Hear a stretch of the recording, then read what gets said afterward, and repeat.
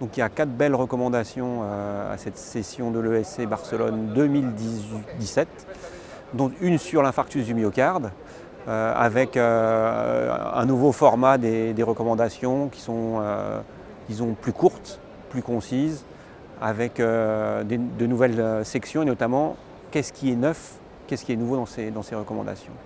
Donc sur l'infarctus, il y a des choses qui se sont précisées, notamment les délais.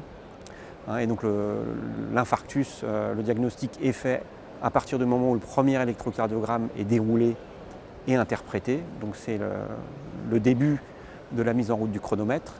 En ce qui concerne l'angioplastie primaire chez des malades qui souffrent, donc c'est plus précis. C'est jusqu'à la classe 1 pendant les 12 premières heures. Ça peut être jusqu'à la 24e heure chez des malades qui souffrent. C'est classe 2.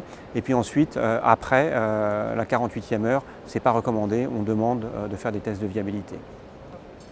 Ensuite, il y a des nouveaux concepts, et notamment le concept de la souffrance myocardique sans lésion coronaire. C'est à peu près 10% des infarctus aigus.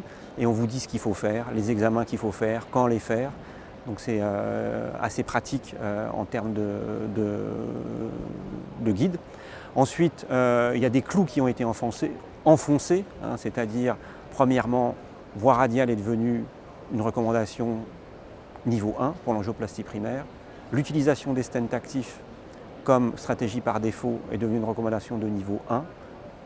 Et enfin, on a enfoncé des clous, plus de thromboaspiration en routine. Donc ça, c'est quand même des choses qui n'étaient pas écrites. Ça ne veut pas dire qu'il ne faut pas la faire. On peut la faire au cas par cas, mais on ne la fait plus en routine. Et donc ça, c'est important. Et puis, il y a eu des précisions, notamment la possibilité de revasculariser tous les vaisseaux cibles malades, notamment dans le choc cardiogénique. Ce n'était pas bien écrit, là, c'est vraiment écrit clairement.